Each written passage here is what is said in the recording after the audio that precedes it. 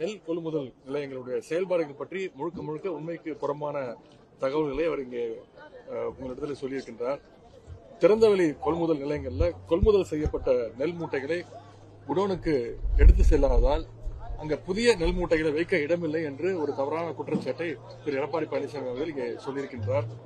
வழக்கமாக குறுவை சாகுபடி காலத்துல அக்டோபர் 1ஆம் தேதி தான் நெல் கொள்முதல் நிலையங்கள் பொதுவாகவே திறக்கப்படும். ஆனால் நம்முடைய ஆட்சியில் சென்ற வருடத்திலிருந்து டெல்டா விவசாயிகளுடைய அவங்களுடைய கோரிக்கை ஏற்று செப்டம்பர் 1ஆம் தேதி, அதாவது ஒரு மாதத்திற்கு முன்பாகவே இந்த நெல் கொள்முதல் நிலையங்களை நம்முடைய முதலமைச்சர் அவர்கள் திறக்க உத்தரவிட்டிருக்கிறாங்க.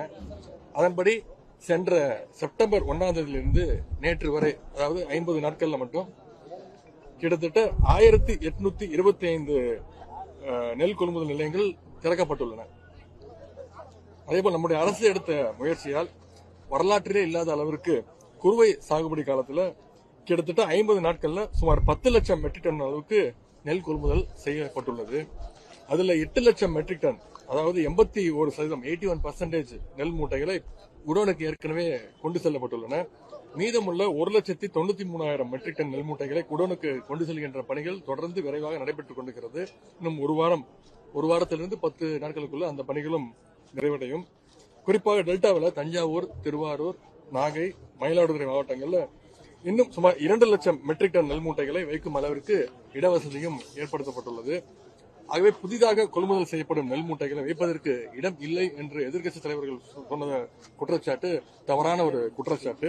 அதை இந்த நேரத்தில் நான் உங்களுக்கு தெளிய வைக்க விரும்புகின்றேன். அதேபோல நெல் கொள்முதல் நிலையங்கள்ல குறைவான அளவே நெல் எடை போடப்படுவதாக ஒரு குற்றச்சாட்டை நேற்று அவர் உண்மைக்கு ஒரு புறமான ஒரு குற்றச்சாட்டை சொல்லியிருக்கின்றார்.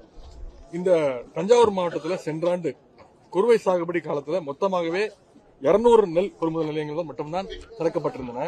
ஆனால் இந்த ஆண்டு செப்டம்பர் 1 முதல் இந்த 50 நாட்கள்ல மட்டும் 300 நெல் கொள்முதல் நிலையங்களை திறக்க நம்முடைய அரசு அனைத்து பணிகளையும் செய்திருக்கின்றது. தஞ்சை மாவட்டத்தில் உள்ள தென்னமநாடு, ஒக்கநாடு, கீழையூர் கொள்முதல் நிலையங்கள் ஒரு நாளைக்கு 3000 நெல் மூட்டைகள் கொள்முதல் செய்யப்பட்டு வருகின்றன என்பதை தெரிவித்துக் கொள்கின்றேன். அதேபோல் ஒரத்தநாடு, புதூர், திருவையாறு, விலங்குடி நெல் கொள்முதல் நிலையத்தில் ஒரு நாளைக்கு 2000 மூட்டைகள் கொள்முதல் செய்யப்படுகின்றன.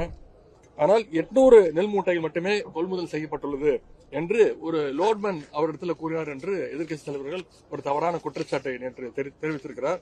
ஏதாவது ஒரு குறிப்பிட்ட சென்டர்ல ஏதாவது ஒரு நாள்ல 800 மூட்டைகள் லோட் செய்திருந்தால் தமிழ்நாடு முழுக்க ஒரு நாளைக்கு 800 மூட்டைகள் தான் கொள்முதல் செய்யப்படுகிறது என்று அர்த்தம் கிடையாது. அடுத்த நாளே அதே இடத்துல கிட்டத்தட்ட 1000 மூட்டைகள் கூட வரும். கூடுதலாக வந்தாலும் கூடுதல் மூட்டைகளை கொள்முதல் செய்வதற்கு அனைத்து வசதிகளையும் நம்முடைய அரசு செய்து கொடுத்திருக்கின்றது. நெல் கொள்முதல் நிலையங்களுடைய எண்ணிக்கை அதிகமாக இருப்பதாலும் அதிகமான விற்பனை முனையம் உள்ளதாலும் நெல் கொள்முதல் என்பது பரவலாக்கம் டீசென்ட்ரலைஸ் செய்யப்பட்டுள்ளது. அதனால்தான் எந்த இடத்திலும் நெல் கொள்முதல் செய்யப்படவில்லை என்ற விவசாயிகள் இதுவரைக்கும் யாரும் எந்த புகார் மனுவும் அளிக்கவில்லை. எதிர்க்கட்சித் தலைவர் மட்டும்தான் அந்த பொய் புகார்களை தொடர்ந்து கூறி வருகின்றார். நெல்லை எடுத்து செல்ல போதிய லாரிகள் இல்லை என்றும் அவர் ஒரு புகார் சொல்லியிருக்கிறார். இந்த நெல் கொள்முதல் நிலையம் சென்ற மாதம் செப்டம்பர் மாதம் 18ஆம் தேதி திறந்து வைக்கப்பட்டது. இங்க இருக்கக்கூடிய நெல் கொள்முதல் நிலையம் நேற்றைய தினம் வரை இந்த நிலையத்தில் 20,000 நெல் மூட்டைகள் கொள்முதல் செய்யப்பட்டுள்ளன. அதுல 16,000 நெல் மூட்டைகள் லாரிகள் மூலம் குடோனுக்கு கொண்டு செல்லப்பட்டுள்ளன. அதேபோல இங்கே நெல் மூட்டைகள் மழையில் நனைந்து முளைத்து விட்டது என்ற ஒரு நாடகத்தையும் திரு எதிர்க்கட்சித் தலைவர்கள் தெரிவித்திருக்கிறார். எதிர்க்கட்சித் தலைவரிடம் இங்கே போடப்பட்ட நெல் மூட்டை முளைத்து விட்டதாக ஒரு பெண்மணி கூறுகின்றார் என்று நேற்று தெரிவித்திருக்கிறார். நான் உடனே மாவட்ட ஆட்சியர்களிடத்தில் முதலமைச்சருடன் நான் தொடர்பு கொண்டு பேசி அது என்ன என்று ஆராய சொன்னோம். ஆட்சியர் அவர்கள் சம்பந்தப்பட்ட பெண்மணியுடைய ஊரான வரவுக்கோட்டைக்கு அதிகாரிகளை அனுப்பி உடனே ஆய்வுகளை நடத்தினார். அந்த ஆய்வுல அந்த அம்மையார் 5 ஏக்கர் குத்தகை நிலத்தில் நடவு செய்துள்ளது தெரிய வந்துள்ளது. அவரது வயல்ல இன்று மதியம் வரை எந்த அறுவடையும் இதுவரை நடைபெறவில்லை. அறுவடையே நடைபெறாத வயலிலிருந்து அவர் எப்படி நெல் மூட்டைகளை சென்டருக்கு கொண்டு வந்தார் என்று அவருக்கு தான் வெளிச்சம். எனவே எப்படி முளைத்தது என்பதையும் அவர் மட்டும்தான் வெளிச்சம். எதிர்க்கட்சி தலைவர் கூறிய புகார் முற்றிலும் உண்மைக்கு புறம்பானது என்பதை இங்கே கூறிக்கொள்ள விரும்புகின்றேன். இன்னொரு குற்றச்சாட்டையும் எதிர்க்கட்சி தலைவர் சொல்லியிருக்கிறார். ரேஷன் கடைகள் மூலம் செறிவூட்டப்பட்ட அரிசி வழங்க ஒன்றிய அரசு அனுமதி வழங்கிவிட்டது. ஆனால் நம்முடைய அரசு அந்த அரிசியை வழங்கவில்லை என்று ஒரு புகாரை சொல்லியிருக்கின்றார். இந்த ஃபார்ட்டிஃபைட் ரைஸ் செறிவூட்டப்பட்ட அரிசியை வழங்க ஒன்றிய அரசு கடந்த ஜூலை மாதம் இறுதியில் தான் ஒரு வழிகாட்டுதல் குழுவை நமக்கு வழங்கியது.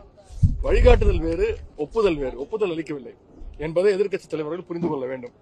அந்த வழிகாட்டலின்படி செறிவூட்டப்பட்ட அரிசியை கொள்முதல் செய்ய தமிழ்நாடு நுகர்பொருள் வாணிப கழகம் மூலம் டெண்டர் விடப்பட்டது.